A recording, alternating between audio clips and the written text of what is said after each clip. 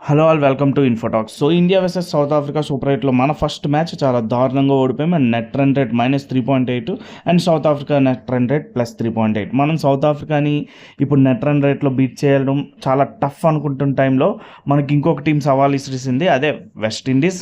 West Indies ఏకంగా జింబాబ్వేపై almost 5+ net run రేట్తో విజయం సాధించింది. సో జింబాబ్వే ఇప్పుడు నెట్ రన్ రేట్లో అధిగమించి ముందుకు రావడం అనేది అయితే టఫే. బట్ ఏం జరుగుతుందో చూద్దాం. సో ఓవరాల్‌గా చూసుకుంటే మాత్రం జింబాబ్వేకి కూడా ఛాన్సెస్ లేవనలేము. ఎందుకంటే ఇప్పుడు జింబాబ్వే ఫర్ ఎగ్జాంపుల్ వెస్ట్ ఇండీస్‌తో అయిపోయింది గానీ, సౌత్ ఆఫ్రికా ఇండియాతో 2 మ్యాచ్‌లు గెలిసి వెస్ట్ ఇండీస్ మనతో ఓడిపోయి సౌత్ ఆఫ్రికాతో ఓడిపోతే జింబాబ్వే కూడా ఎళ్ళే ఛాన్స్ ఉంటది. అండ్ సౌత్ ఆఫ్రికా అప్పుడు పక్కాగా వెస్ట్ ఇండీస్‌తో గెలిస్తే సౌత్ ఆఫ్రికాకి ఛాన్స్ ఉంటది. సో చాలా డిఫరెంట్ కాంబినేషన్స్ అయితే ఉన్నాయి గానీ, అన్ని కాంబినేషన్స్ అవుతాయా అనేది మాత్రం డౌటే. ఎందుకంటే సౌత్ ఆఫ్రికా ఉన్న పీక్ ఫార్మ్, వెస్ట్ ఇండీస్ ఉన్న పీక్ ఫార్మ్ చూస్తుంటే ఆఫ్‌కోర్స్ ఇండియా పీక్ ఫార్మ్‌లో ఉన్నా కూడా ఇండియన్ మిడిల్ ఆర్డర్ అనేది కొంచెం ఇబ్బందికరంగానే మారింది. సో టాప్ ఆర్డర్‌లో ఒక మేజర్ ప్లేయరు అంటే ఇషాన్ కిషన్ అయితే మాత్రం చాలా గట్టిగా నిలబడిపోయాడు. అండ్ సూర్య ఒక మ్యాచ్‌లో గట్టిగా నిలబడ్డాడు. శివం దుబే ప్రతి మ్యాచ్ ఇంచుమించు నిలబడుతున్నాడు. బట్ ఇషాన్ కిషన్ స్టార్టింగ్ ఇచ్చిన ఏదైతే ఉందో పుష్ అనేది చాలా గట్టిగా మనకు ఉపయోగపడింది ప్రతి మ్యాచ్‌లో. లాస్ట్ మ్యాచ్‌లో అదే మిస్ అయింది. అండ్ అభిషేక్ శర్మ అయితే మాత్రం ఇప్పటివరకు ఈ టీ20 సిరీస్‌లో తన ఉన్న పీక్ ఫామ్‌ని చూపించట్లేదు. సో నెక్స్ట్ మ్యాచ్‌లో చూపిస్తాడో లేదో కూడా ఇంకా క్లారిటీ రావట్లేదు. నా ఉద్దేశం ప్రకారం అయితే తిలక్ వర్మ ఆర్ అభిషేక్ శర్మ ప్లేస్‌లో ఎవరో ఒకళ్ళ ప్లేస్‌లో సంజు సామ్సన్‌ని ఇంక్లూడ్ చేస్తే బెస్ట్. అండ్ వాషింగ్టన్ సుందర్ ప్లేస్‌లో ఖచ్చితంగా అయితే అక్షర్ పటేల్‌ని తీసుకోవాల్సి ఉంది.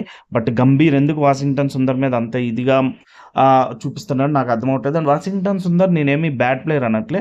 బట్ వాషింగ్టన్ సుందర్‌కున్న లిమిటేషన్స్ వేరు. అక్షర్ పటేల్‌కున్న లిమిటేషన్స్ వేరు. అక్షర్ పటేల్ చాలా ఎక్కువ ఓపెన్ అయ్యి ఉన్నాడు. అంటే డిఫరెంట్ షాట్స్ ఆడడానికి గానీ, బౌలింగ్‌లో డిఫరెంట్ వేరియేషన్స్ చూపించడానికి గానీ చాలా గట్టిగా అక్షర్ పటేల్ ఫ్రంట్ లైన్‌లో ఉన్నాడు. బట్ వాషింగ్టన్ సుందర్ ఇంకా ఇది తెచ్చుకోలేదు. వన్‌డేల వరకైతే ఓకే. బట్ టెస్ట్‌లు, టీ20లో ఎందుకు వాషింగ్టన్ సుందర్ మీద అంత ఇదిగా ఉన్నాడు గంభీర్ అనేది తెలీదు. మేజర్ ప్లేయర్ ఎవరైతే spin all rounder, best spin all rounder మనకున్నాడో అతన్ని పక్కన పెట్టడం మాత్రం చాలా రాంగ్ డెసిషన్. సో ఇప్పుడైతే మాత్రం మనం నెట్ రన్ రేట్‌లో బీట్ చేయాలి ప్రతి టీమ్‌ని. అండ్ వెస్ట్ ఇండీస్ ఆల్మోస్ట్ 5+లో కూర్చుంది కాబట్టి వాళ్ళనే మనం చాలా గట్టిగా బీట్ చేయాల్సి ఉంటది. వాళ్ళ నెట్ రన్ రేట్‌ని ఎంతో కొంత తగ్గించాలి. అట్‌లీస్ట్ 1Kనే తగ్గించాలి. నెక్స్ట్ జింబాబ్వేతో ఇంకా హెవీ మార్జిన్‌తో గెలాలి మనం. సో మన నెట్ రన్ రేటు మనం ఇప్పుడు ఈ 2 మ్యాచెస్‌లో ఆల్మోస్ట్ 10+ అంటే 9+ అట్‌లీస్ట్ నెట్ రన్ రేట్‌తో మనం విన్ అయితే అప్పుడు మనం అట్‌లీస్ట్ 3-4 మధ్యలో ఉంటాము. సో అది అప్పుడు మనకు కొంచెం ఉపయోగపడొచ్చు 4+ నెట్ రన్ రేట్ అనేది.